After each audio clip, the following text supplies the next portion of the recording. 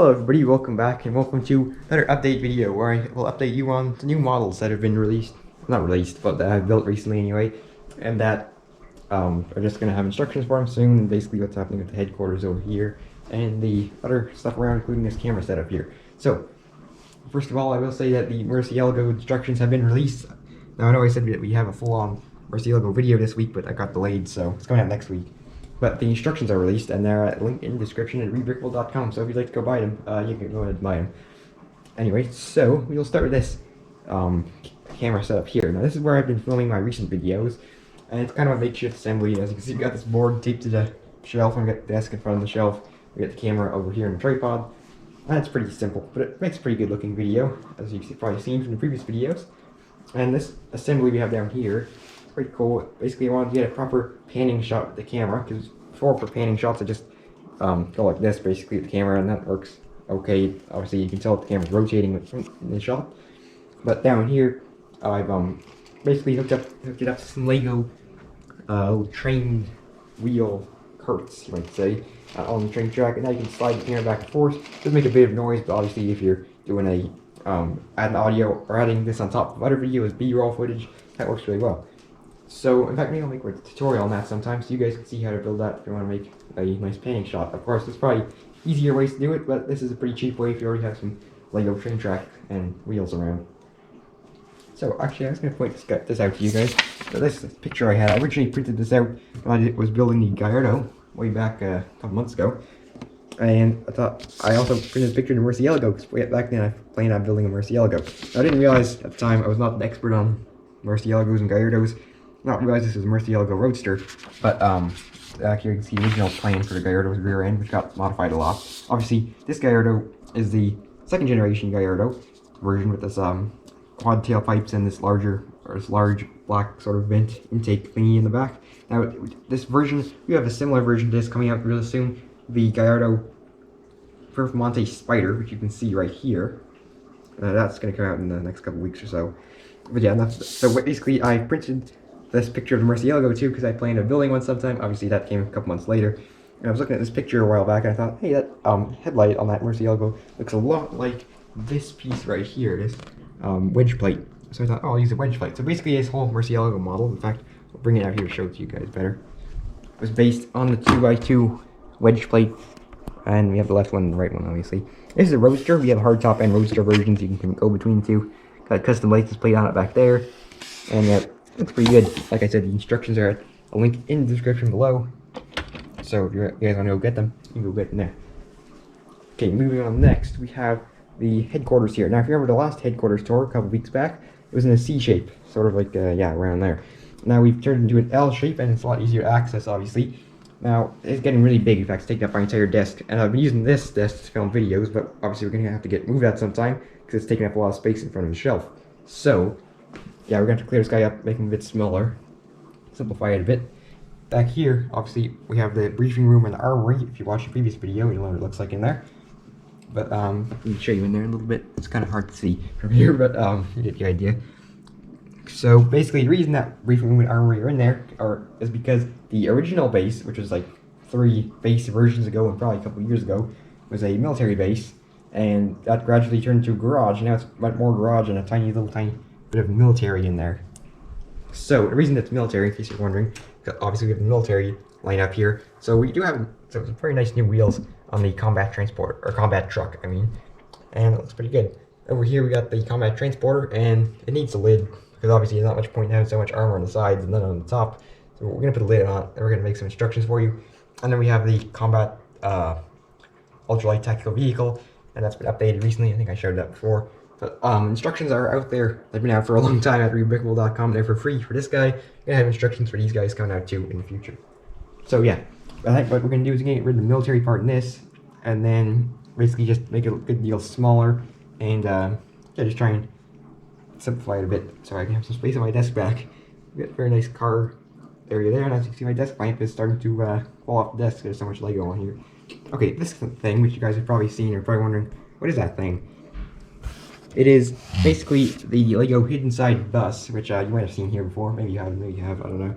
It was on the shelf a while back, and basically demolished it because it was just sitting there and collecting dust. and thought, hey, can we turn this into a supercar or a car in general? So it was built in, I think, what is now my favorite Lego color, which is the bright yellowish orange, I believe the name is, or flame yellowish orange, something like that. And it has a good deal of medium azure on it too, and some dark tan, I suppose the word is. I think it looks pretty good. As it's sort of a resto mod today and drift car thing. I'm not entirely sure what it is, but it's sort of it's a drift car, and it is a sort of a two-door sedan. Back here, we got this awesome twin turbo setup, which is pretty advanced. And this car is inspired by quite a few Lego builds on Instagram, so you can see. We'll give a shout out to these guys right here, who you see on the screen. You can go check them out because they've all built really cool, and it's fairly actually not fairly, but sort of similar design with this twin turbo setup on the back. So recently I set up a poll on Instagram to ask whether you guys wanted the Polestar 1 Need for Speed version, which is the crazy Polestar 1 with the wide body kit and the massive wing and all that, and so I was thinking about building that next, or the Murcielago SV and GT1. It turns got 70 to 30% roughly people want the Murcielago over the Polestar. Now the reason I'm pointing at this thing sort of looks like the Polestar 1. That's sort of what I was going for with the design. Obviously not exactly, but somewhat, just getting the general shape of it. Now, so Murcielago SV, GT1, and a slightly Liberty Walk versions. Those are coming out soon. And there's going to be one more version. It's going to be exciting. Let's keep it secret until it comes out. That'll be pretty cool. So, moving on.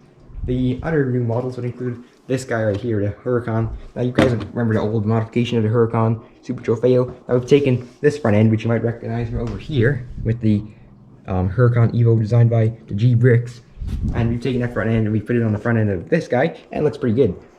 And obviously we have the shark fin back on there. We got the very aggressive rear end. I think we might do a twin turbo setup like on this guy right here. Take twin turbos off of this guy, put them on that guy, and it would look pretty cool. Obviously we're gonna have to figure that one out.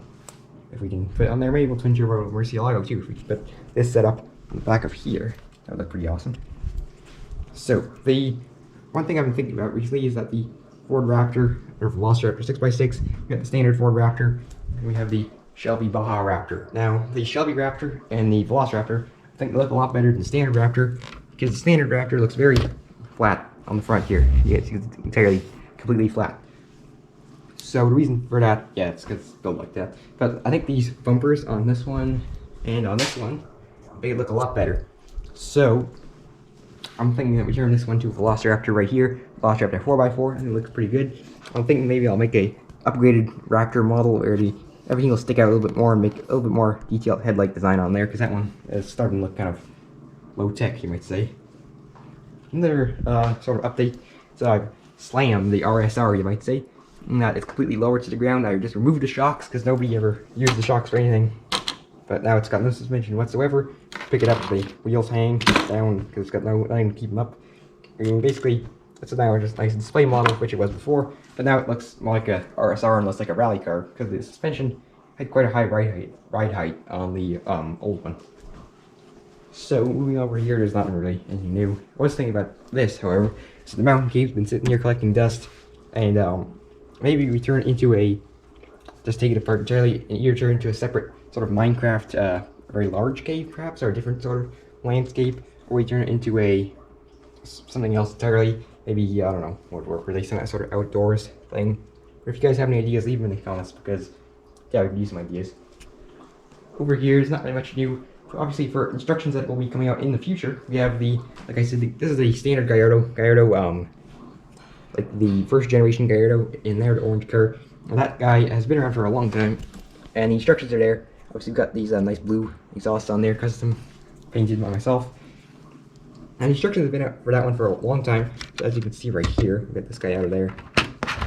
The interior is not very realistic at all. We got no very great seats, got no center console whatsoever, and this was intended to be based on the gated manual Gallardo. So yeah, there's no gated manual in here. Probably gonna fix that up.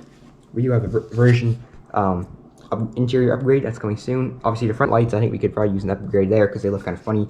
And I also have the Gallardo Spider Performante, so it's a convertible and with a same wing actually, and a slightly different front and rear end to represent the second generation Gallardo. Now, if we move over here, there's one more thing. Now, you can see it's quite a mess around here. Kind of disarray with all the bins and stuff. But up here, on top of this one, we have this prototype for the Camaro ZL1.